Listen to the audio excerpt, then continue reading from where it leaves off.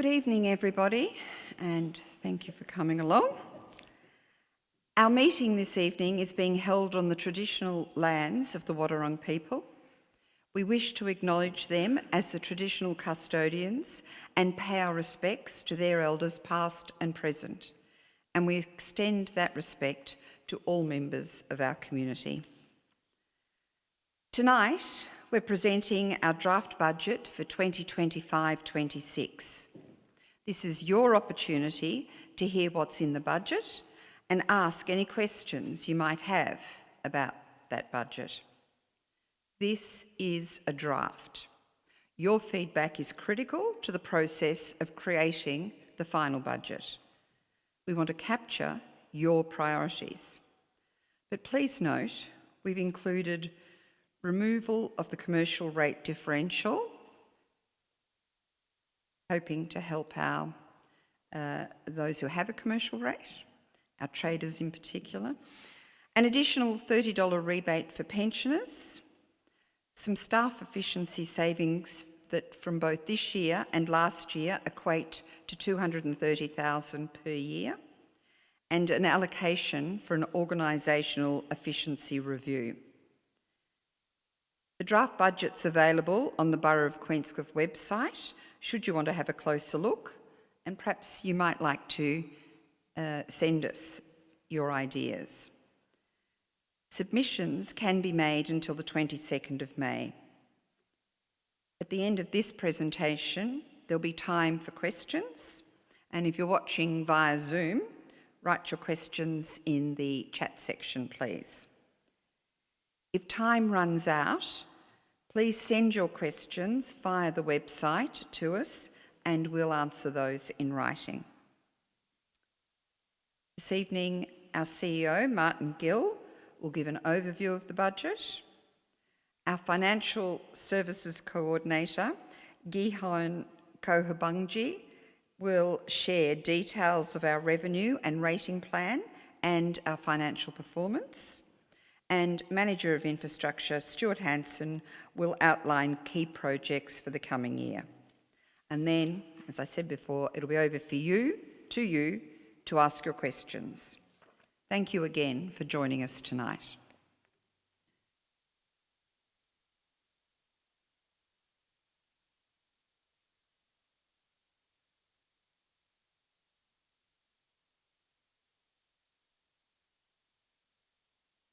Thank you, everyone, and welcome, especially to those people who have come out in the cold, and welcome to those online.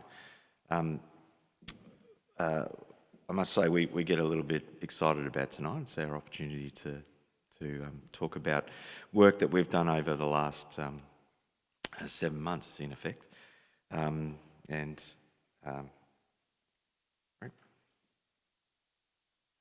I'm not going to speak much tonight because Gihan's got all the information and all the background to how we got to where we've got to tonight. But I just wanted to make a few comments just to introduce tonight. And I mentioned earlier that we've been working on this for a long time. So the ink is barely dry. So last October we finalised the reporting on the previous financial year and had the auditors look at it and sign it off, and had a quiet month in November where we elected a new council and inducted the council, and by December we were into the next step of preparing the budget for this year. So most years it's a very similar process from December through to June. We're working on the budget, and a lot of that work is really around the situational analysis. So it's understanding our financial position, especially as related to the previous year and the audited accounts. It's anticipating what the rate cap might be. A big driver of our budget is the rates that we collect, and so we wait with bated breath what the Minister for Local Government is going to do with the rate cap. And in that context, we keep an eye on the broader economic context. So what's CPI doing? What are the political machinations around interest rates? What are we looking at in terms of promises that might be coming through the different levels of government? And the other part of that is understanding the state of our assets. So we spend time making sure that we understand what the value of our assets, the condition of our assets, and also understanding what the community is telling us about our assets, and whether they be in terms of the condition or new assets that maybe we're finding, the community is finding that there are gaps. So what we generally do through the situation analysis is figure out what internal and external influences will come to bear on the budget, and it's an important part, and informs and comes to a bit of a head at our Q2 report for the year. So we have a look at the current budget at Q2, we understand what the external influences are going to be, and then we start to talk to the councillors about starting to set up the framework for the budget itself. One of the things that's emerged through a lot of the initial feedback we've got from the community on the budget, but also in the discussions with the councillors starting last December, is the idea of financial sustainability. It's a core principle ingrained in the Act. It's a core understanding of preparing the budget and understanding our accounts. And we're the first to admit, and I think we've said it publicly quite often, that it's getting increasingly difficult to manage budgets. We all know over the last couple of years there's been an increase in construction costs. The rate capping, except for this year, has just been slightly below the CPI. And so each year there's more pressure on council to stay the same or do a little bit more with a little bit of less income coming in. Luckily, through our prudent financial investments over the last couple of years, we've been able to offset some of those cost increases through our financial investments. But every year, despite that, we need to look at the efficiencies and the cost savings that we can find within the business itself. So, as I've said, looking forward, financial sustainability is council's biggest challenge. This year's budget that Gihan will present will show that we break even just about, and that we're managing our finances. But going forward in the coming years, we're going to have to do a little bit less with even less money, and that's going to be a difficult conversation that we need to have with our community. And while we forecast to break even the next 4 years or next 3 years, we're forecasting a deficit in our annual underlying result, and that's if we keep doing business as usual. So before we get into the good news, I just want to say that the budget is a very disciplined budget, and we've worked really well with the councillor group, and we want to thank the councillor group for the work that they've put in. I think we're up to 7 or 8 workshops with the councillors. Part of that's been working with the new council, but a lot of that's been because the councillors are keen to understand, but also want to make sure that we are financially sustainable. And we also recognise this year, and you'll see it in the budget, that a new council always wants to make an imprint, and they want to drive change. So there are initiatives in this new budget that reflect that, and as the Mayor's already suggested, there's initiatives in the budget that are going to squarely look at the operating efficiency of the business, and we welcome that scrutiny, and we're looking forward to working through that process. So, in my humble opinion, it's a good budget. It gives us a good foundation to work towards making changes in the future. We understand the issue of financial sustainability. We're working towards that, and I'm sure as we work through the council plan and our long-term financial plan in October, we will have started to solve some of those issues. That's enough from me. I'll be around for question time if Gihan lets me. But I want to welcome Gihan up here, who will talk you through the details of the budget.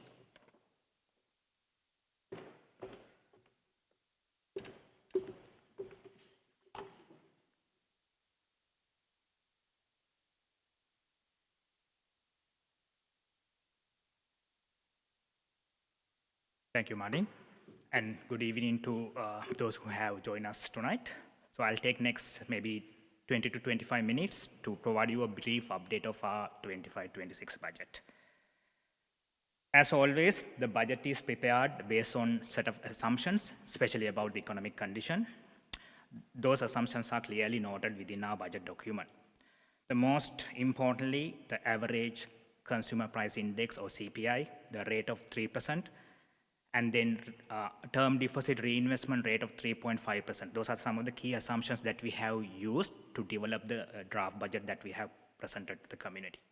So those assumptions will be refined, adjusted in our future quarterly forecasts reviews as we have more information about those assumptions. So let's begin with some key highlights of the budget. So there's a 3% rate increase in the budget that is in line with the state government rate capping framework.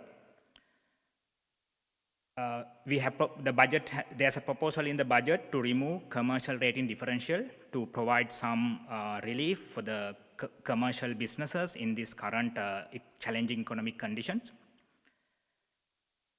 If you take the waste management charges, the residential properties will see a $8 decrease in the waste management charges, but on the other hand, the commercial and vacant land properties will see about $60 increase in the waste management charges.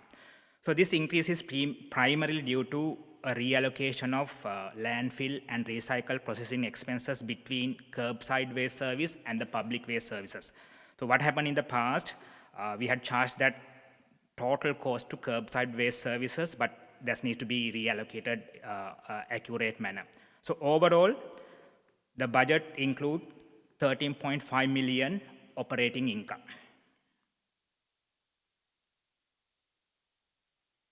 In total, operating expenditure budget of 13.7 million for 25-26.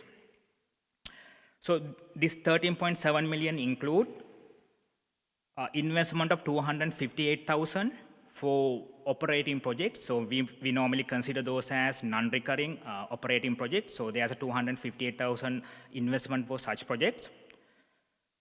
The projected underlying deficit is 202,000. So this is based on local government's performance reporting measure.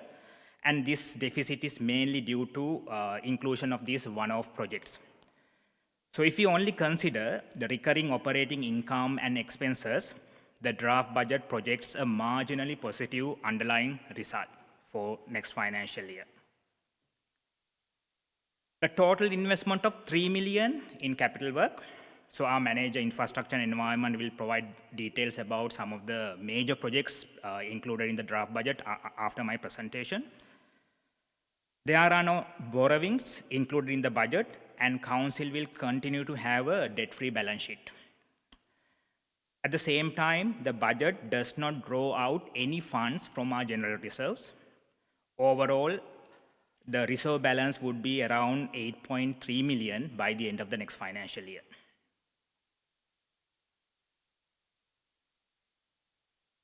Okay, now let's look at a bit of more details about some of the key items in our draft budget, starting with rates. 7.7 million income from rates. So if we take rates alone, which accounts for 57% of our total operating income. When it comes to the rates, sometimes we think the property valuation determines the amount of the rate council generate. But that is not true. There's no any relationship between the amount of the rate council generate and the property valuation. Council use property valuation only as a tool or as a vehicle to distribute rate among the properties in the municipality. So just see how does this work. So first, council determine the total amount of rates within the rate cap set by the state government. So after that, what we do, we divide that total rate income by the total value of all the rateable properties in the municipality to arrive at a variable called rate in the dollar. And then we apply that rate in the dollar to value of each and every property to determine how much rate payable by each property. So as I just mentioned, to determine the rate income of the municipal council, we do not use valuation details at all. But yes, to determine how we are going to allocate that rate among the properties in the municipality, we use that valuation details. Based on provisional valuation data we have received from Valuer General Victoria, those are the information every council in Victoria has to use to spread this rate among the properties in the municipality. So if you look at that data over the 12 months to 1st January 2025, the combined value of rateable properties in the borough has declined by just over 7%. Unfortunately, this decline has not been uniform across all the property categories, meaning the relative value of individual properties have shifted or moved. So it's important for us to look at few examples to better understand this. I think it's very important because since we have seen an overall reduction in rateable properties of the borough, I think naturally we would expect to see a drop in our rates. So if we look at these few scenarios quickly, so if we take this current scenario, which is very close to the current year scenario, so in total we have 7.5 million rates. This is a combined value of all rateable properties. It's around 4.9 billion. And then we calculate the rate in the dollar, as I mentioned earlier.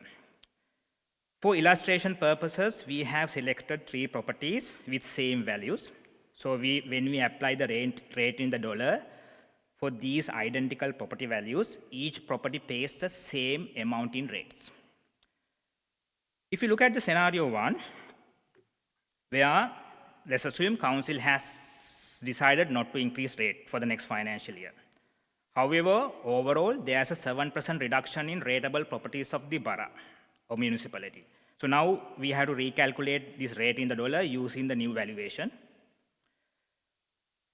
The value of these 3 properties have also declined in line with the overall movement of that 7% reduction. So this means there has not been any change in their relative values.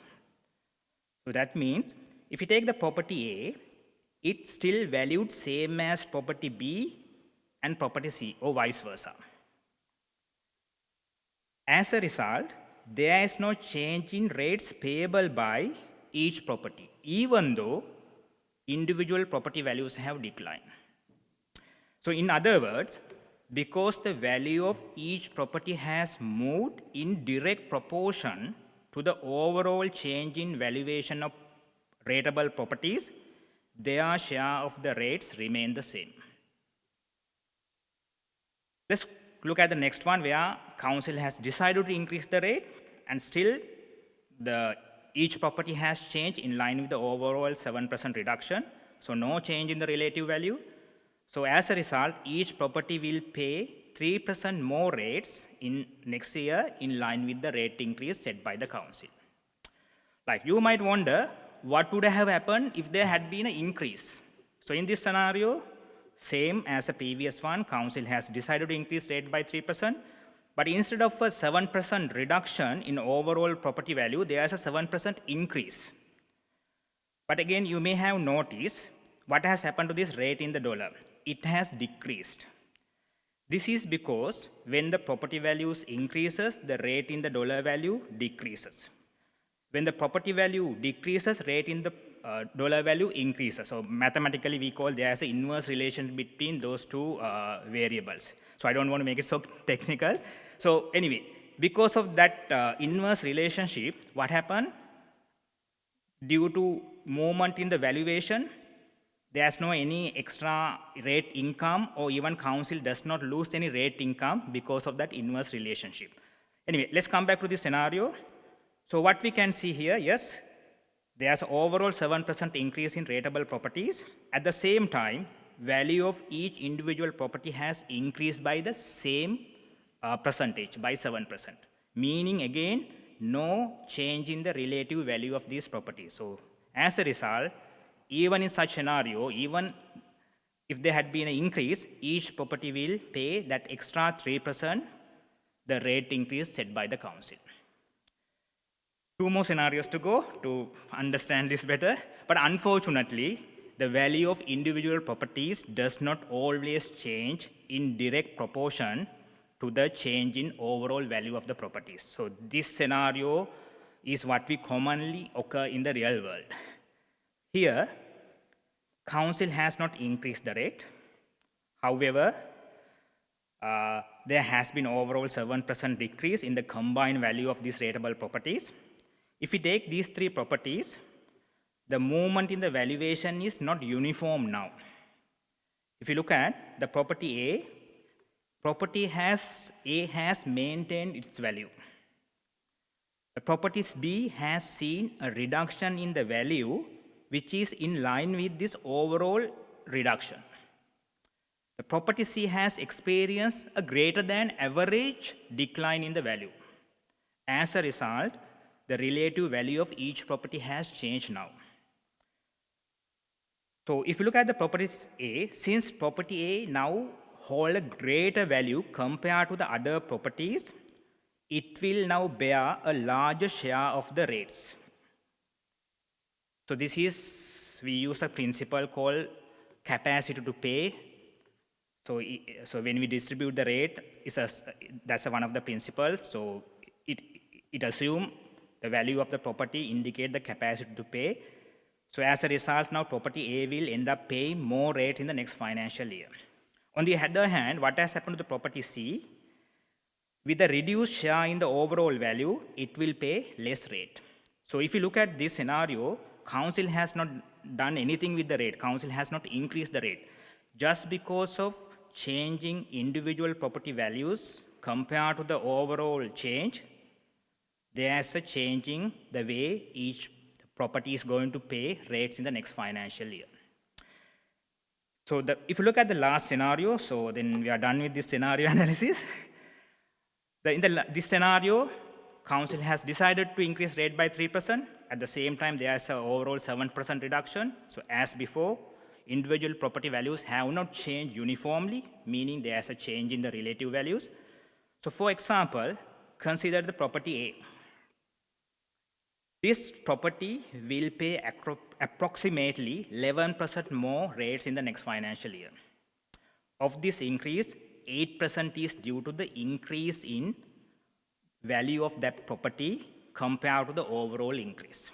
So that means the relative value of that property has increased. As a result, that property is absorbing more rates. If we take the property B, the value has increased in line with the overall increase. As a result, it will only pay 3% more rates in the next financial year. Sorry, if I go back to the property A, I had mentioned, so overall increase is 11%. Out of that 11%, 8% is due to the change in the valuation. The balance 3% is because of the rate increase set by the council.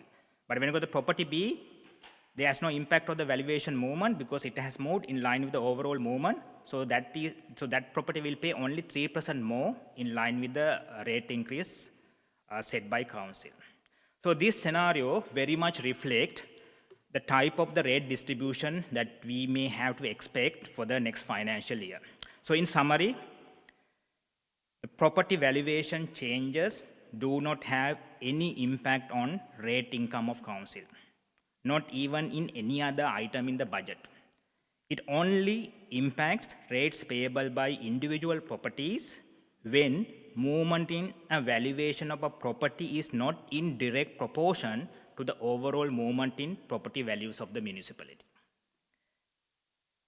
Right, yes, council acknowledges the change in the property valuation and rate distribution can present some challenges for some of the property owners. To support those who may be affected, council has proposed to increase the pensioners' concession by $30 from $120 to $150. So this is in addition to the state government's pensioner rebate. Further, the eligible pensioners will have the option to defer their rates payment indefinitely without incurring any interest charges. For more information on those available support, please refer to Council's waste rate assistance policy, which is available on our website.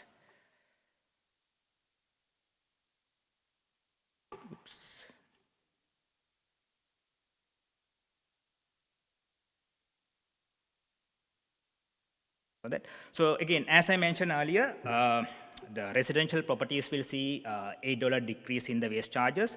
On the other hand, commercial and vacant land will see a $60 increase in the waste charges. So this is again a very simple comparison of rates and waste charges payable on a property valued 1.5 million across these municipalities. So as we can see, Surf Coast has the lowest combined charge, followed by the Borough of Queenscliff. Again, this provides a very basic comparison, but one thing we have to keep in our mind, that each council may offer different levels and the type of services. So that's something, again, we need to consider before we make a conclusion based on this comparison. However, in our opinion, we think this provides a more meaningful comparison. So it is reasonable to assume that a properties on either side of the Fellows Road receive similar level of council services. So on that basis, a property valued 1.5 million on the City of Greater Geelong side pays approximately $613 more in rates and waste charges for comparable level of services. Right. So now let's look at the operating expense side. As I mentioned earlier, the total operating expense budget for 25-26 is 13.7 million. I would like to draw your attention to this data series shaded in light blue, which represent the recurring operating expenses. As I mentioned earlier, if we talk the total operating expenses, that includes some one-off expenses, accounting adjustments, which we don't really see in every year. So these recurring expenses is what we have committed to incur in every year in providing the services that we have promised to the community. Again, these figures exclude waste management cost, as that service is managed separately under a full cost recovery method. So as we can see, despite the high inflationary environment that we all went through in recent years, Council has successfully curtailed the growth in the recurring operating expenses. So if we compare the budgeted recurring expenses for 25-26 to the actual recurring expenses for 23-24, we only see 1.4% increase in recurring operating expenses over this period. Employee cost accounts for approximately 40% of our total operating expenses. So if you look at the employee cost,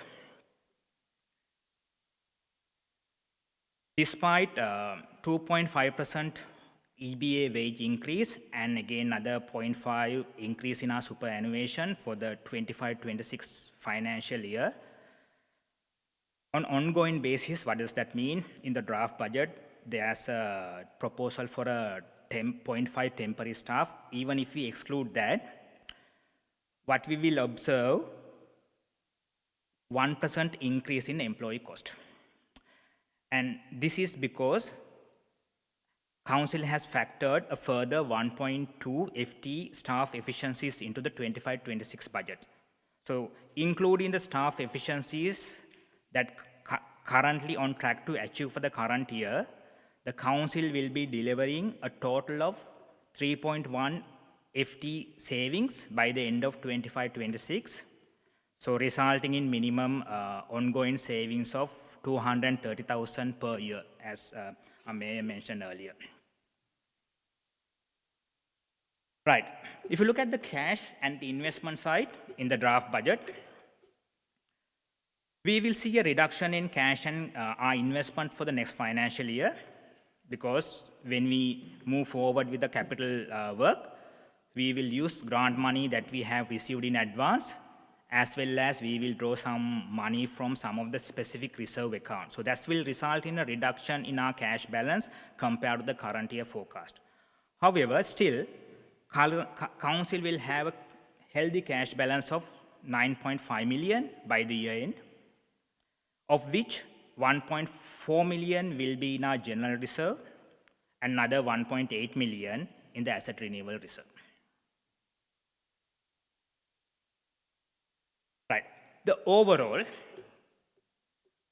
the budget indicate a deficit of 202,000 if we compare total operating income and total operating expenses.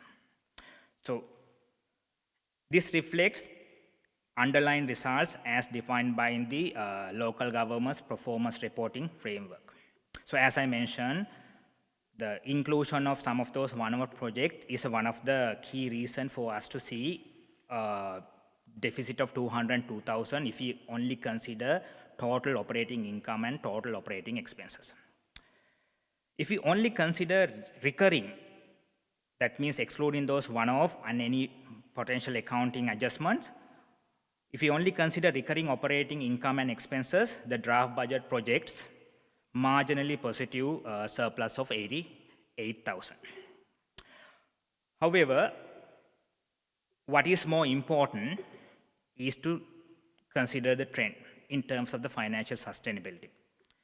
Even our CEO touched on this. So based on the forecasted trend in our total recurring operating income and expenses over the next 3 financial years, what we will see is underlying deficits. That's the projections. So one reason being, we expect to see a significant reduction in income that we earn from interest. So investing the money that we have in the reserves, we earn interest income, but we project to see a significant reduction due to low interest income. At the same time, we are midway through a comprehensive assessment of our condition and valuation of our building assets. And that may have impact on future depreciation and asset renewal requirements. So we will know the outcome of that exercise before we finalize our financial plan in October. Yes, if you look at the budget, as we have mentioned in the draft budget document, there are some contingency allocations, so that will provide us some buffer against some of those, any financial shocks, if you call it. But however, if you look at this overall trend, it highlights the key challenge. Council is walking in a fine line. Council does not have or have very little capacity to absorb any additional ongoing cost commitment unless they are supported with new or additional ongoing income sources or streams, or with some cost savings elsewhere. So on that note, I'll now hand it over to our Manager, Infrastructure and Environment, to take us through details of some of the capital projects.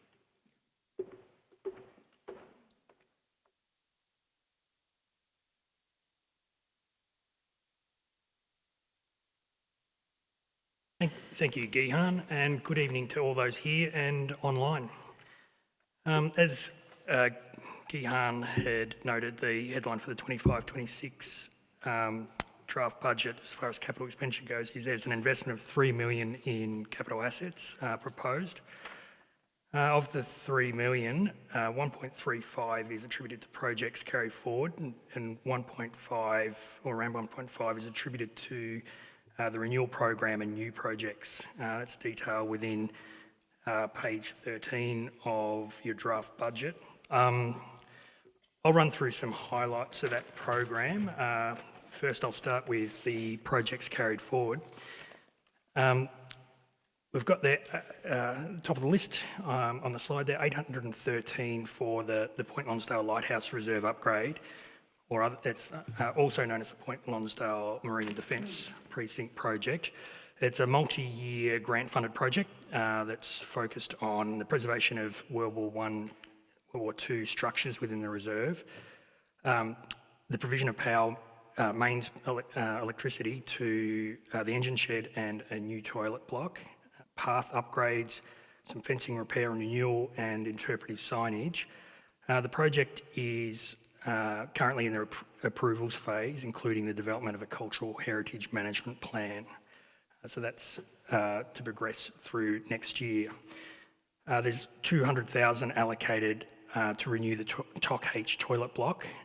This project, which is underway, is subject to the development of a cultural heritage management plan, which is currently underway as part of the Point Lonsdale Marine Defence Precinct project. The project will deliver a modest prefabricated structure which will be designed to sympathetically sit within the heritage precinct. There's 114,000 allocated for the Ripview beach access renewal. So this is the set of steps coming off the Ripview car park in Point Lonsdale. This project is in response to storm damage, extensive storm damage that occurred along the coast back in October 2024. So it's one of the several projects we've been undertaking in response to that. The plans for renewal have received the necessary approvals and a contractor has been engaged to undertake the work. It's anticipated that the work will commence in July 2025 with a view to have the access open for the summer peak season. There's 90,000 allocated for the Royal Park amenities scope and design. So this project seeks to design a renewal of the Royal Park Northern Amenities Block relocated to also enable the incorporation of facilities to aid in hosting sports events at Royal Park Oval. The project has been guided by some previous master plan developed for Royal Park, and it's anticipated the design will be developed with the community stakeholder input for broader community engagement early in the 25-26 financial year. Moving over to the new project highlights. The draft budget allocates 300,000 for the renewal of 2 cabins within the Queenscliff Recreation Reserve. So the intent is to renew the 2 cabins closest to the Monaghan Centre. There's 172,000 allocated for the renewal of the Go Lightly Park amenities block. So there'll be investment in the existing structure to renew and extend the life of that building. On top of that, there's 100,000 allocated for the installation of a barbecue shelter in Go Lightly Park also. 32,000 is allocated for the scope and design of an irrigation system at Royal Park. So this will also provide leverage money for contribution for potential grant funding, as it's expected to cost in the region of $150,000 for the total project cost. Irrigation is recognised as an emerging need due to the increased hours played on our sporting surfaces.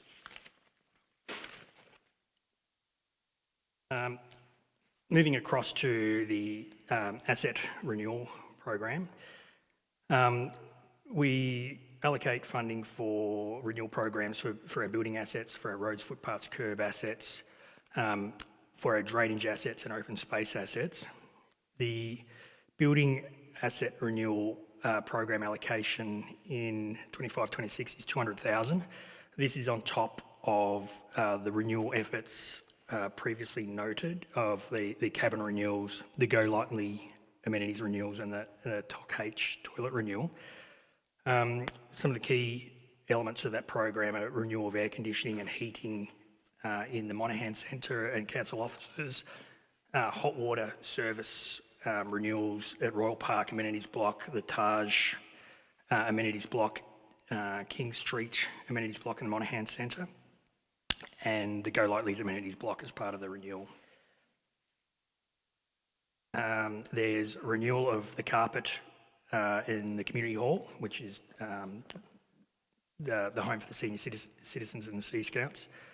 Roof replacement at the Taj amenities block and the library, and town hall window and door frame renewal.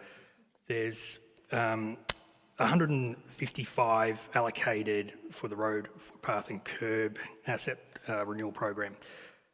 That we targeted in resealing of Stephen Street and Laker Drive, There's 85 metres of concrete footpath renewal within King Street, and there's some isolated curb renewal through Mercer Street. The drainage asset renewal program is allocated $100,000, and some of the projects within that include the Milne Court Rising Main Investigation Renewal Project. So the project will investigate the renewal requirements of that rising main and look to investigate some, to resolve some localised flooding issues in Laker Drive there and peak events.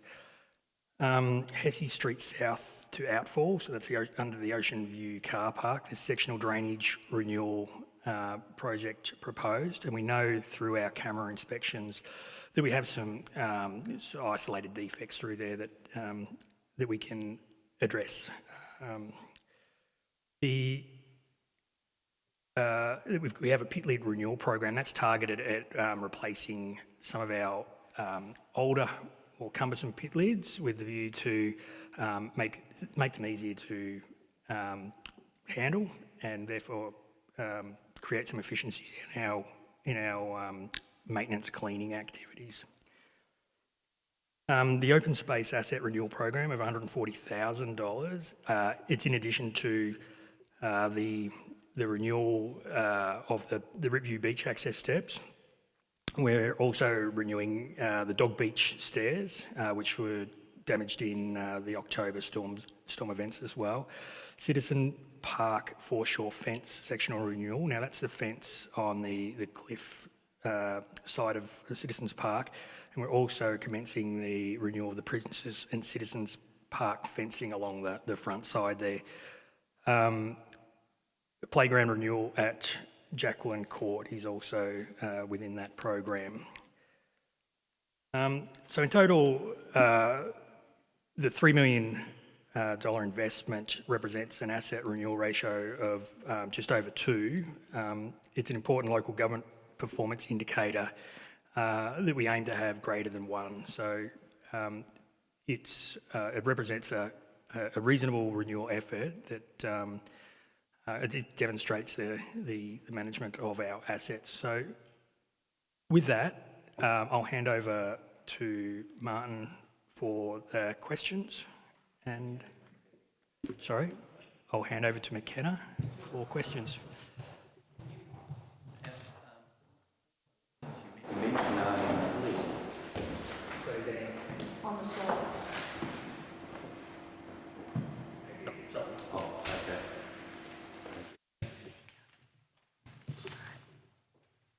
Thanks, Stuart. Hi, everybody. Good to see you here. Welcome. Thanks, Gihan. Beautiful. Pull the plug. Done. Okay, excellent. I am here to assist you with your questions this evening. So please, in an orderly fashion, please raise your hand if you've got a question prepared, and we will take them to the experts at the panel. Hello. Here we go. Running. My name's Ian. Thanks, Gihan, for your comprehensive financial report there. I gather from the emphasis that you were putting on comparing our rates that we might pay for a $1.5 million property here, for example, and the other scenarios you gave us, comparing it with the people on the other side of Fellows Road and the people in the other municipalities and so on adjacent to us. A lot of that was geared towards trying to give us a message that we should be paying more rates because we are better off. And I'll leave that thought with you because there's a lot of arguments you could give and data you could give to show that we're not better off. But I will leave that, and as you know, I'm very capable of very comprehensive analysis and reporting, and I could give that to you in a different scenario. However, what you did say in your report, you also said there's a 1.2% improvement in productivity, so that's enabling us to reduce the FTE. Now, my personal, and I wrote to Martin today about this, my personal experience, even simply with using artificial intelligence, I've reduced improved my productivity alone in the last 2 years by 25%. Just with the work I do. That speaks to me that there are still significant improvements you can get in performance out of the council and reduce your FTE further. Not to mention, if we go back to 2006, for example, there were 28 FTEs in this council. Today, and we were making a profit then of $1.4 million, I think. Today, the whole situation is completely different. So my question is, why hasn't your budget spoken to this particular issue? Thanks, Ian. Who would like to respond to that? I'm happy to. There's a lot of information, Ian, in the statements in the lead up to the question. So I think it'd be unfair to try and answer the specific question. What we have done in the budget is, and I guess the difference between 2006 and now is that the legislative environment, the expectations on local government, the cost shifting from state government, has meant that there's been a natural growth in what councils do. So if you look at the changes even in the 2020 Act, there's additional positive duties that council's taken on. That doesn't include other acts like the Gender Equality Act, Emergency Management Act. So there's been a natural growth in the expectations of state government about the services we provide. And so part of that FTE is that responding to that growth. Our FTE is made up of about 80% of staff who respond to the statutory requirements of local government. The remaining are things that we may call discretionary, but they're things like aged care support, library services, things that the community, I imagine, would be loath to lose. So I don't think that there's a simple productivity and efficiency question. I think your point about artificial intelligence is well made. Local government's naturally going to be a bit behind the 8 ball with artificial intelligence. We have such deep investments in our IT systems, and we're required to meet so many audit regulations about cybersecurity and those sorts of things that a transition to artificial intelligence is going to take some time. And maybe that's what comes out of the study that council is doing next year around operational efficiency. I wouldn't be surprised if there's recommendations that come out of that talk about other efficiencies. A lot of councils have moved to no customer service, for instance. That would certainly make some savings for us, that you do everything through artificial intelligence and chatbots. I imagine from my community or your community, that's a big transition that's going to take a few years to get over the line. So we've got to look at our context. We've got to look at the changing legislative environment. We've got to look at the fact that we've got deep investment in a lot of services and provisions that the community has asked for. And we're committed to doing the reviews, to thinking about it, and coming back next year with potentially some more efficiencies. Great, thank you, Martin. Anyone else got a question? Please go. It's Lou, isn't it? Hi, Lou. Thank you. My name's Lou Stewart. My question's far more prosaic. It's Gihan, when you talked about the property valuations and we're talking about them at an individual property level, does council apply them at the individual property level, and where do those valuations come from? Does that make sense? Yeah, thank you for your question.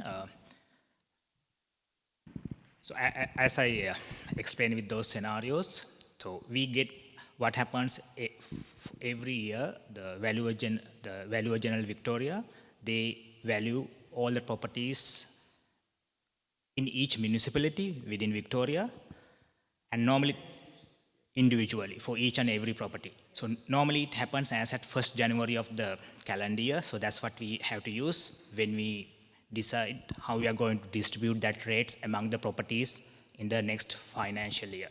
So they value for each and every property. So that's the information that we use. We get from the VGV and we use that information.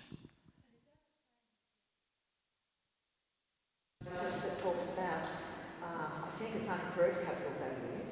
Is that the same valuation that you're talking about, or you're talking about a valuation that's perhaps more connected to the real estate market? Again, they have their own process, but as we understand, so there's very little involvement that we have with that the process, but as we understand, the VGV consider what has happened in the market. So they consider the recent sales to determine what has been the movement in that particular area. So that's what they factored in. So what we use for this rate distribution purposes calls capital improved value. So that means the value of that property, the land value plus the value of any improvement. We call it the building. So we call improvements value of that building. So we call it capital improved value. So that's what we use to distribute rates among the properties of the municipality. Thank you, Gihan. All right, David, you've got one? I have a couple. One's related to that question before in relation to properties A, B, C and the report that you've got from the Valuer General and whether we can have access to that report because it informs. Do you want me to just address that? We don't get a report from the Valuer General. We get a data set that sets out the individual values of each property, and then the work that we do is to look at that. We take the overall amount, as Gihan suggested, work out what our rate in the dollar should be, and then we apply, in a second step, the rates based on those individual data points. So we do. It would be beneficial to see the distribution of that, how you've worked out property A, B and C. To add to that same the answer, unfortunately, because if you take the data set that we get VGV, it has details of each and every property. So from privacy requirement point of view, we can't share with third parties. So that's the information that we use. So we get that detailed list for each and every property. We know the total, and then we use that to calculate the rate on the dollar, and then we apply the rate in the dollar to individual property values to determine how much rate a particular property has to pay. So normally what happens, once we have issued the rate notice that will have that value, if a property owner is not has not agreeing with that value, the property owner will have 60 days to make objections with the Valuer General Victoria. So then they will assess those objections. In terms of certification, whether we have used the right value, there are two checks happening. One thing what we have to do is a mandatory requirement. As soon as we finalize the budget, we have to send information to Essential Service Commission. They check whether we have the right value provided by the VGV and whether we have done that calculation correctly. The second check, the original office, that's a check that they do. Again, they check the values that we have against the information that they have got from the VGV, because they get directly those valuation information, so they even double check whether we have used the right values to ensure we have used the right value to distribute rates among properties in the municipality. Historically, there's 150 houses that normally get above the rate increase. You have probably 120 housing planning permits, which presumably increase the value of the houses. So effectively, there shouldn't be much movement within the borough. Sorry, I'm not sure whether I would be able to comment or provide the answer for that question, because as I said, we don't have any influence of the valuation. So it's a regulatory requirement for us to rely on the valuation given by the VGV. So it may be a question that we may have to direct at the VGV if we need a comment, some answer about how they have determined that valuation. The second question relates to probably 20, 30 projects that council has in terms of expenditure. what is the priority listing of the, or what engagement took place to determine what the priorities of those big expenditures were, given that that's $3 million of capital expenditure?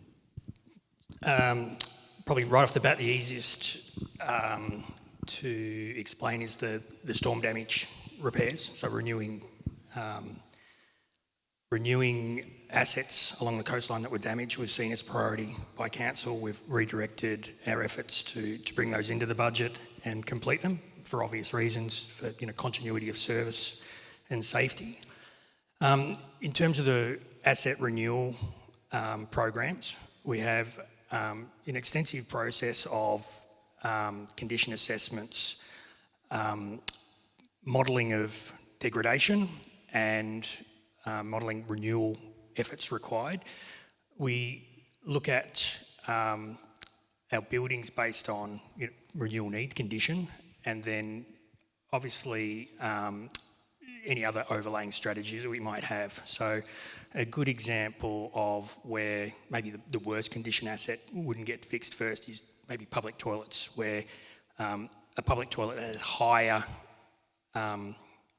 occupancy, if that's the right word, higher use, would maybe in a slightly better condition than an asset that has low use might rise through the priority list to get addressed before the asset that's used less. Other projects, new projects, are identified through a new initiative process. It's often projects that have been identified by the community, either through submissions at budget time or through feedback that we've received either through council or officers around gaps in services or risk or deficiencies. Does that answer your question, David? Well, in relation to coastal degradation, toilets are probably not impacted by coastal degradation, but certainly 24-hour toilet in Hesse Street isn't affected by that, but had large community demand. So I presume community input doesn't impact on expenditures. So in relation to toilets, that's been a long ongoing situation. Waroona, TOC H, etc. It is, in terms of how we see the priorities being driven, it seems to be, we don't know what the priorities and how they're determined by council. And in terms of toilets, we could understand Dog Beach, for example, being hit massively by surges, but some of these other assets that are being upgraded certainly are not impacted by coastal degradation.